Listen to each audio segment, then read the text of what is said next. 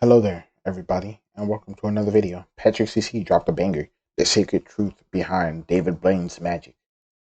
Lives with the belief that magic isn't real. David Blaine is commonly known as one of the most iconic magicians in modern times. Yeah? But simplifying David's stunts, illusions, and performances as just magic gives the assumption that it's all fake. However, standing in a block of ice for 3 days, being submerged in water for 7 days, and being trapped in a glass box for 44 days were all very real stunts that thousands of people witnessed with their own 2 eyes. Yet still, some are not convinced. He has been called a fake, a fraud, a jester, and they do anything to invalidate his work.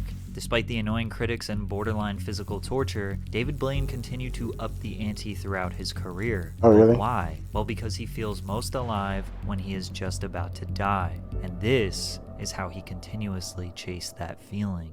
Magicians have always been entertainers who perform in front of an audience with the intention to bend their minds. Typically, they sport a flashy outfit, a big stage with lights, smoke machines, Oh, wow. and additional performers Where'd to he go? create a spectacular experience worthy of a $100+ ticket price. Their tricks can be $100 long and ticket drawn price, out, really? I did not know constantly that. diverting your That was attention that all much. over the stage. The audience oohing and eyeing. The performance crescendos to the abracadabra or voila moment that sends the overstimulated audience into an uproar of applause. However, David Blaine was the total opposite of this. David wore a plain shirt and sweats. He was emotionless in the face and gave small, focused crowds of people magic on the street for free. I think He I actually seen primarily this. did card tricks and some quarter tricks where he encouraged people to pay attention as closely as possible. The tricks were nothing spectacular, but what made I think there was a meme around this where, like, black people always be running when they find something funny. it interesting were the reactions of the people.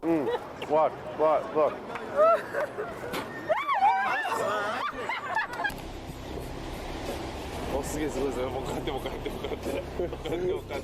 The coin was in his hand. Blaine performed for all walks of life, all races, all ages, and the outcome was always the same, being utterly confused or shocked by something they saw with their own 2 eyes. His simplistic approach made other magicians hate him. When Really? Blaine landed his first primetime television show on ABC, I didn't in know other magicians 1997, hated he was him. immediately met with criticism. A New York Times article was released that insinuated the virtually unknown street magician was only given a special because he had friends in some very high places. One professional magician insisted Blaine's best tricks could be found for about $30 at a Times Square magic shop. Jamie Bruh. Ian Swiss, a magician and columnist for Genie Magic magazine, said, "His only skill is removing money from a wallet and handing it to a person behind the counter." Swiss asserted that ABC executives had the wool pulled over their eyes. It also didn't So help can you that do the in his same magic first trick? major interview on Conan, he was so nervous he messed up his card trick. His first Oh. mistake was when he made this extremely choppy pass. You can see him move the deck from back to front. Then he Yeah. attempts to do a double lift, which is when he grabs 2 cards and makes you think he only grabbed 1, but he struggled while trying to grab 2. Luckily, he recovered, and most people would never notice the errors.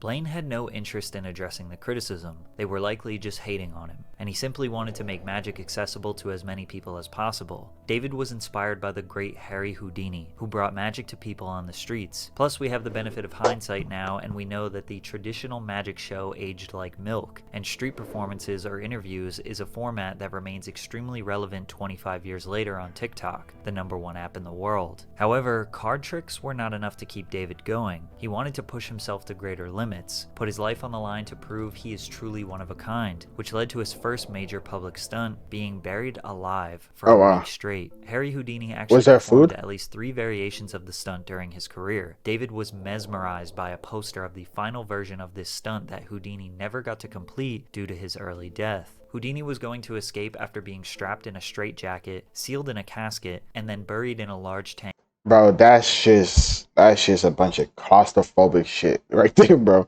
That's just a bunch of bro, I'm good. filled with sand. So I love that poster since I was a kid. It's like in the magic books, you see that poster. Initially, his friend Was that the and Joe founder Rogan of show? the I feel like it Conjuring was. Arts Research Center, Bill Kalush, suggested that Blaine fake the stunt and discreetly sneak out of the coffin, then return a month later before the resurrection. But Blaine had no interest in faking, so he bought a casket, put it in his living room, and practiced sleeping in it. Then he practiced fasting for multiple days. He said he was able to do this for 4 days straight with no problem, so his goal was 1 week. Buried alive in a glass casket so anyone could come and watch him. On April 5th, 1999, the 45th President of the United States, Donald Trump, gave the final send-off.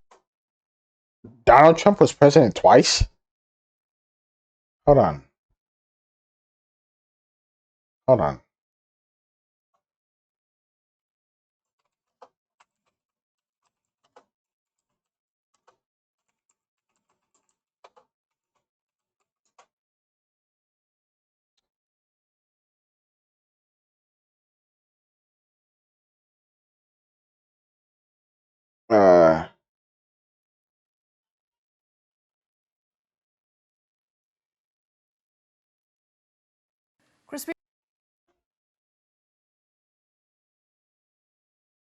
So he was president once, he got impeached, and then he became president again and got impeached again?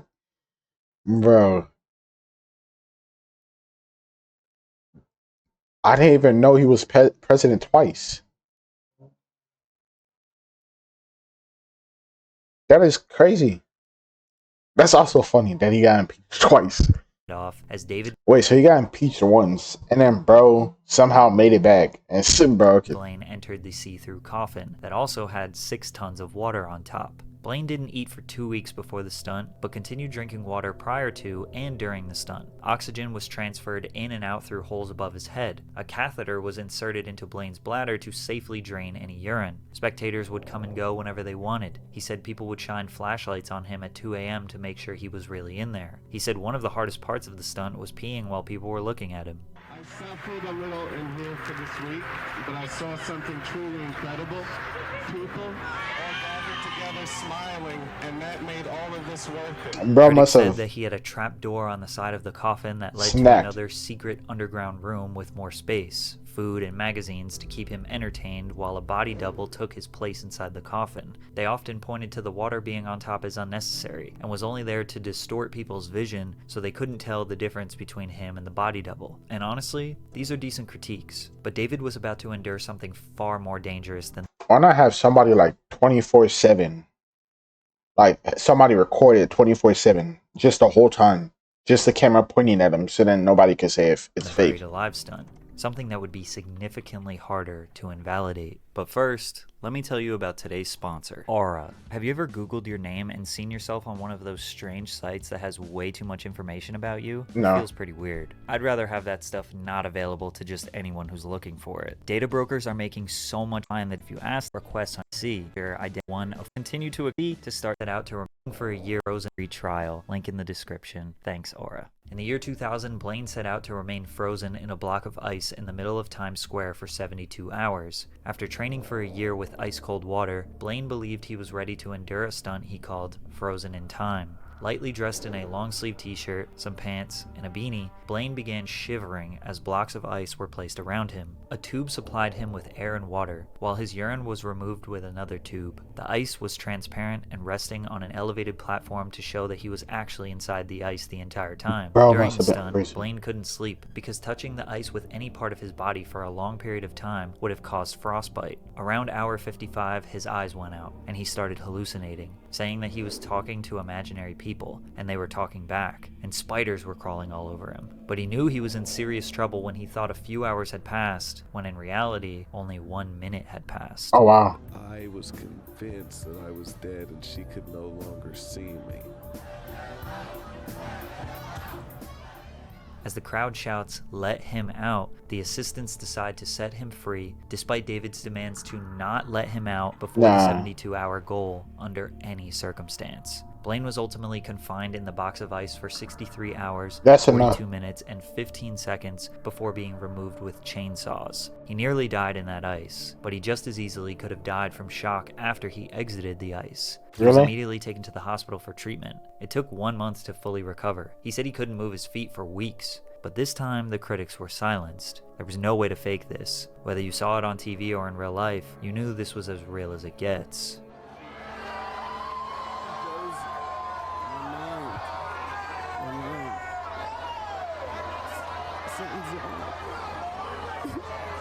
David told himself that he would never attempt a stunt of this difficulty in the future, but his yearning to face death would creep up again just 2 years later. Blaine swallowed a live snake and fantasized about doing you-know-what from the Brooklyn Bridge, or dangling from a skyscraper. Nothing was too risky for him, and each stunt had an increased amount of danger to keep it interesting. Vertigo, which accompanied an hour-long film, was extremely risky, but also beautifully artistic. In the middle of Manhattan, Blaine stood atop a 2-foot-wide pillar nearly 10 stories tall in New York City for 2 days and 2 nights, with no food, no water, no sleep, and nothing to sit or lean on. This is one of his most underrated performances. No, just standing? Oh, my knees. Not even stand for 35 hours straight, let alone being 100 feet in the I mean, I could, but I don't want to, and there's no reason for me to. air, constantly battling the wind. There was no safety net or precautions set in place in case he fell, but the beautiful part about this stunt was its impact on the people. Thousands of New Yorkers halted their hectic and strenuous lives just to look up at David. I think one of the most profound things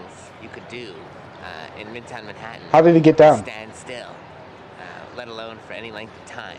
You know, to stand still for hours upon hours, a day and a half, in fact. Man, I hope you guys don't hear the music outside. Hold on. Okay, you guys don't hear it. I was checking to see if it pops up when I'm not talking. This is a profound gesture for New York right now. As David put his mind and body on the line, he began hallucinating, which caused the buildings and structures around him to look like animal heads. Then, at the last hour, David jumped off the pillar, not on a cushy airbag, but rather a pile of empty cardboard boxes, and he somehow executed the jump perfectly. David was not just some lunatic adrenaline junkie. He was a performance artist who sacrificed his well-being for your entertainment. He even refused to get into personal relationships. I know that if I had kids, I wouldn't want to put them through the feeling that their father's in danger, which is why I am reluctant to get into a relationship and think about that right now. This led to so many people wondering why. Why is he constantly putting his life on the line? Is it really for the sake of magic? Well, the motivation behind all of David's stunts is actually much darker than we thought, and we learned this while he was preparing for his 2003 stunt Above 44 Below, days, where he'd be David confined in a 3 feet by 7 feet by 7 feet transparent plexiglass box suspended 30 feet in the air in the middle of London. His goal was to stay in this box for over a month. I also consider it something that, for me, is like the ultimate truth. When you live with nothing, there's no distractions. You're just there as you are, struggling. I think that's the purest state you can be in. Blaine later expressed how he loved the idea of death and hated life. So these stunts really make me feel great, and I love making people watch suffering because I had to watch it my whole life. Watch people I loved and were close to deteriorate and die. I saw everybody I knew, my mother, my father, drop dead. I feel the most alive when I'm going through these experiences. That was pretty dark. There isn't much information about David's personal life and childhood. We know he was raised by a single mother. He says his father was never in his life. His mother was his first fan. He spent his days as a 10-year-old reading magic books, practicing tricks, and performing them for her and her friends. At 15, she developed cancer, so his magic became her escape. When he was 17, he moved out of their New Jersey home and ventured into the Big Apple. Sadly, just 3 years later, she passed away. We know today that David is a very positive, forward-thinking, and happy man, but for the most of his career, he had an extremely dark presence. It's unclear if his persona is just an act, or if it really is him wearing his demons on his sleeve. But either way, if he didn't survive his next stunt, Blaine wanted to be remembered as the greatest showman of all time. In September of 2003, Blaine sealed himself inside the box. A webcam was also installed inside the box to observe his progress over 44 days. Despite Blaine clearly partaking in this endurance stunt, many became skeptical, with some theorizing that he used holograms or body doubles. People were also suspicious regarding his starvation, claiming his water supply was laced with nutritional glucose and sodium supplements, which he adamantly denied. David wasn't prepared for the hostility that came with being in a foreign country. Blaine was pelted with eggs and paint-filled balloons. Golf balls were also struck in his direction from Tower Bridge. Tabloids who were skeptical of his performance took the opportunity to stage barbecues beneath Blaine and even flew hamburgers up to his box using a remote that's crazy. That's toxic. That is toxic, bro. Helicopter to taunt him. One man even attempted to sever the pipe that was supplying him with water. But don't get me wrong, the support definitely outshined the hate, and they kept his spirits high until the stunt eventually ended after 44 days. This has been one of the most important experiences in my life. David works closely with scientists and health professionals to study the human body through his performances. Oh, A lot wow. of the time, they end up with more questions than answers. The New England Journal of Medicine published a paper documenting his 40 If you really push your body, then I guess it'll survive. 4-day fast, and stating his refeeding process was perhaps the most dangerous part of the stunt. You Blaine can't- only drank distilled water during his time in the box. Yeah. The water lacked important minerals or vitamins. I'm guessing you can't like just as soon as you're done like fasting for 44 days, you can't just go to a random place and get a burger right away. Probably got to start really slow. In the hospital, he was injected with an IV to replenish his system. However, his body almost went into shock, which nearly killed him. The study reported that he lost 24.5 kilograms or 54 pounds, which was Damn. 25% of his original body weight, and his body mass index dropped from 29 to 21.6. Ironically, though, it was David's biggest failure that got him the most attention. His failure came from attempting to break the world record for holding his breath underwater. As a young magician, I was obsessed with Houdini and his underwater challenges. So I began early on competing against the other kids. By the time I was a teenager, I was able to hold my breath for 3 minutes and 30 seconds. Oh, wow. I would later find out that was Houdini's personal record. To grasp how long he could realistically hold his breath, Blaine met with a top neurosurgeon who informed Blaine that anything over 6 minutes could have the risk of hypoxic brain damage. He took this as a challenge. He began researching pearl divers and discovered various aspects of freediving. The first thing that he learned is when you're holding your breath, you should never move because that wastes energy and depletes oxygen since physical movement builds up CO2 in your blood. He also learned how to purge, which is when you repeatedly blow air in and out rapidly. After a while, you get lightheaded and start feeling tingly because you're ridding your body of CO2, making it easier to hold your breath. For months, he did this every morning. Oh, I'd wow. wake up and hold my breath for 48 minutes out of the course of every hour. I'd breathe for a minute, hold my breath for 5 minutes immediately after, and then right after that, breathe a minute, hold for 6 minutes, and keep going for all the way up to an hour. In that process, your CO2 levels become so high, your body has to work like a marathon runner to get rid of it. By the end, his brain was completely fried and suffered awful migraines. He also lost 50 pounds in 3 months when he learned that the thinner he was, the longer he could hold his breath. By eating so well and training hard, his resting heart rate dropped to 38 beats per minute, which is lower than most Olympic athletes. Blaine figured he could place a water tank at Lincoln Center in New York City. Could he If be stayed there a week an without Olympian? eating, he would Like- get comfortable in that environment. Like, would it be possible for him to enter the Olympics and try that and see how far? I mean, that's only breathing. He's not actually Ultimately exercising. slowing down his metabolism, which would help him hold his breath for longer.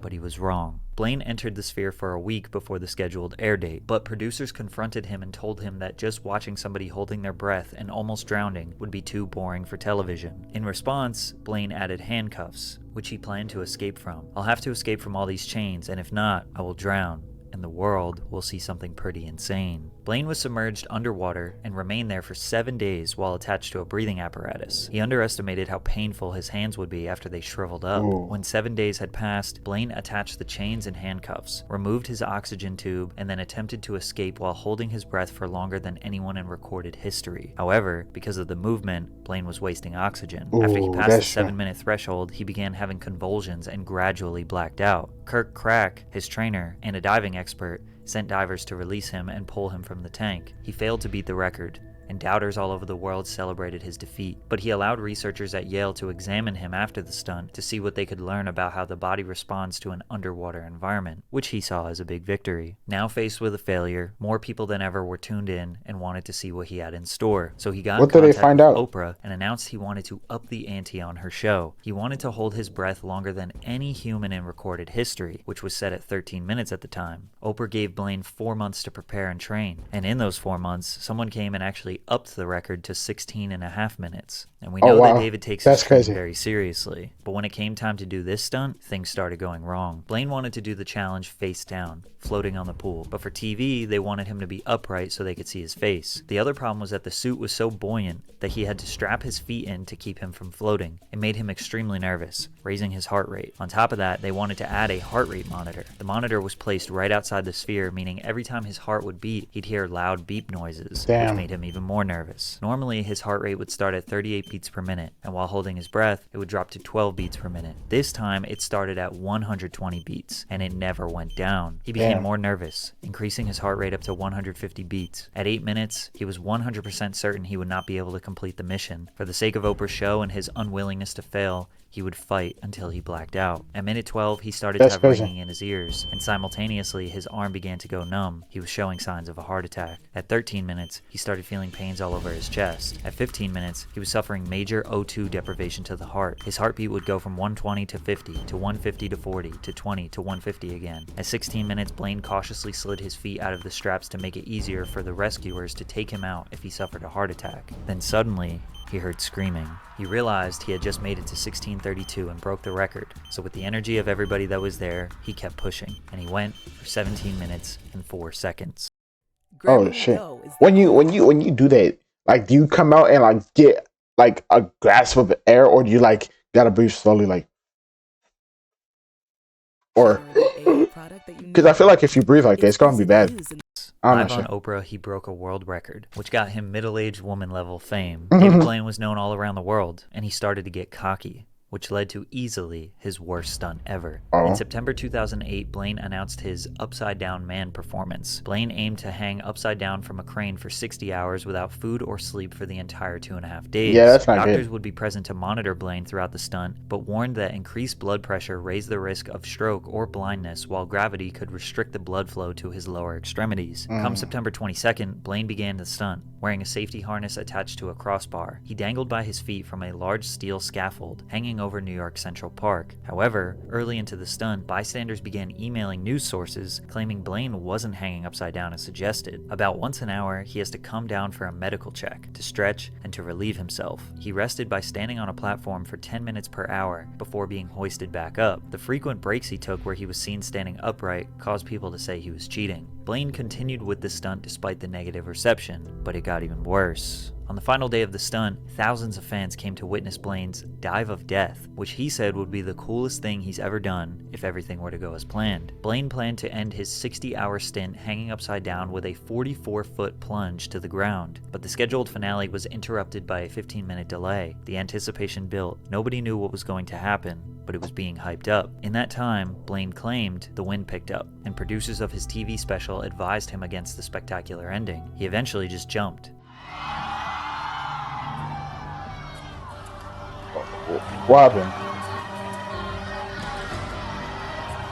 The crowd didn't know if the stunt was actually performed, which led to this extremely anticlimactic situation where he was caught midair, then awkwardly dangled above the ground for a minute before being slowly carried away into the night sky. The New York Daily News ridiculed Blaine with the headline, "Give us a break." They said that there were more boos than cheers as the stunt ended. Blaine accepted responsibility for the outcome, disappointing fans. I knew that You should have did it in the morning because it was kind of hard to see.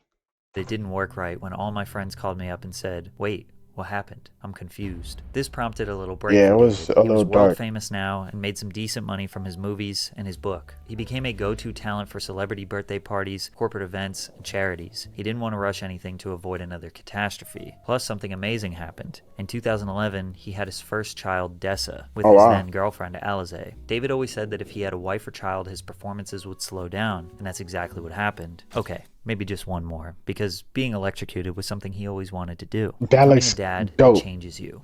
You now have a purpose in life. I think differently about what I'm doing, and this time we have a very serious team, and I feel very confident that I'll pull this off and be perfectly fine at the end. With the help of the Liberty Science Center, a chainmail suit, and an enormous array of Tesla electrical coils, he planned to stand atop a 20-foot-high pillar for 72 hours without sleep or food while being subjected to 1,000,000 volts of electricity. Blaine prepared for the stunt at home, where he practiced giving himself mild electrical shocks. Nobody's ever been in the middle of a lightning storm for 72 hours, so it's hard to predict what's going to happen. Why would the you? chainmail suit, commonly known as a Faraday suit, has been designed so that the current would go through the suit and not through his body. Blaine's only real physical challenge was standing still in a heavy suit for 3 days. Which we all know is a piece of cake for him. He did suffer a little zap during the event.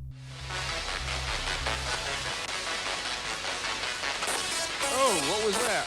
But he recovered very quickly. Although the stunt looked incredibly dangerous, it was more of a visual art piece than an insane endurance stunt, especially compared to his previous work. The event was broadcasted live on YouTube entitled Wait, so when he got shocked, does that mean he took 1,000,000 volts of electricity for that 0.2 and he was fine? Electrified. Viewers located in London, Beijing, Tokyo, and Sydney had the opportunity to take turns controlling which of the 7 coils were turned on and at what intensity. They could also play music by producing different notes from the coils. That's the crazy. event had various entertainers and gave off the vibe of a festival or a big party. Everything went as Stand planned, still, buddy. and Blaine completed the stunt after spending 3 days and 3 nights standing in the middle of 1,000,000 volts of electric currents at New York's Pier 54. Afterwards, Also,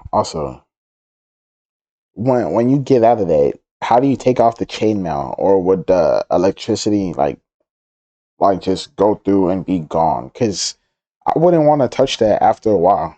he could walk with assistance, speak, and engage with others before being taken to a hospital to be examined. David successfully cheated death on multiple different stunts for 15 years. It was time to go back to his roots. In 2013, Blaine starred in a 90-minute ABC television special titled David Blaine, Real or Magic. He ventured across America from New York to Los Angeles and visited tons of A-list celebrities like Robert De Niro, Jamie Foxx, Ricky Gervais, Katy Perry, Kanye West, Michael Phelps, President George W. Bush, among many others. In 2016, he had another special titled Beyond Magic. It followed the same formula as the last and featured another wide range of celebrities. Funny enough, it was these clips that made the rounds on social media that made him extremely famous to Gen Z. They probably don't even know him from his performance art, but rather his sticking a needle through his arm or putting an ice pick through his hand. By the way, both of these tricks aren't really tricks. He just performed it so many times until he built up enough scar tissue so he wouldn't bleed. Same thing with him eating glass. Why? No trick. He is just eating glass. Oh, and making frogs magically appear out of his mouth? Well, That's he has to disgusting. fast for 36 hours, so he has no food digesting in his system. Then he drinks multiple gallons of water so the frogs have a safe place to live in his stomach. He swallows them. He can keep them there for as long as 3 hours while he does other things. Then he can force them up his esophagus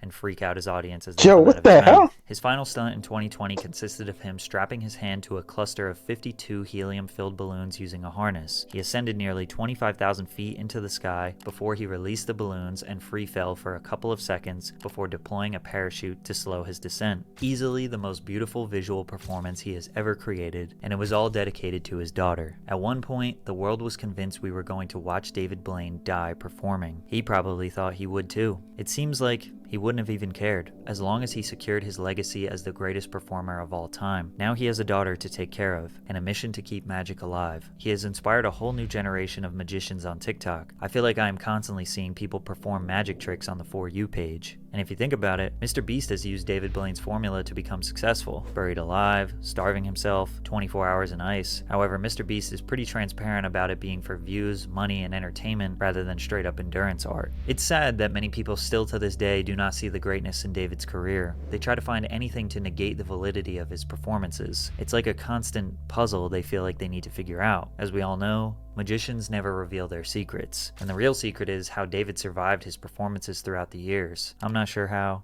but I'm really glad he did. That was crazy. That's actually insane that he did all those.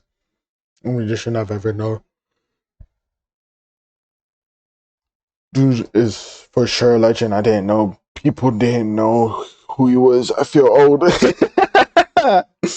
Yeah. I didn't know who he was until this, actually. Did he not sell his soul? Bruh.